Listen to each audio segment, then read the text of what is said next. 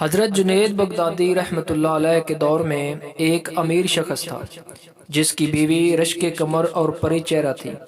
اس عورت کو اپنے حسن پر بڑا ناز تھا۔ ایک مرتبہ بناؤ سنگار کرتے ہوئے اس نے ناز نخرے سے اپنے شوہر سے کہا کہ کوئی شخص ایسا نہیں جو مجھے دیکھے اور میری طمع نہ کرے۔ خاوند نے کہا مجھے امید ہے کہ جنید بغدادی رحمۃ اللہ علیہ کو تیری پرواہ بھی نہیں ہوگی۔ بیوی نے کہا مجھے اجازت ہو تو جنید بغدادی رحمۃ اللہ علیہ کو آزما لیتی ہوں، یہ کون سا مشکل کام ہے، یہی گھوڑا اور یہی گھوڑے کا میدان، دیکھ لیتی ہوں جنید بغدادی کتنے پانی میں ہے۔ خاوند نے اجازت دے دی۔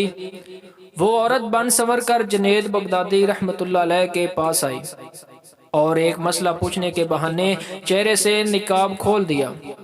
جنید بغدادی رحمۃ اللہ علیہ کی نظر پڑی تو انہوں نے زور سے اللہ کے نام کی ضرب لگائی۔ اس عورت کے دل میں یہ نام پیوست ہو گیا، اس کے دل کی حالت بدل گئی۔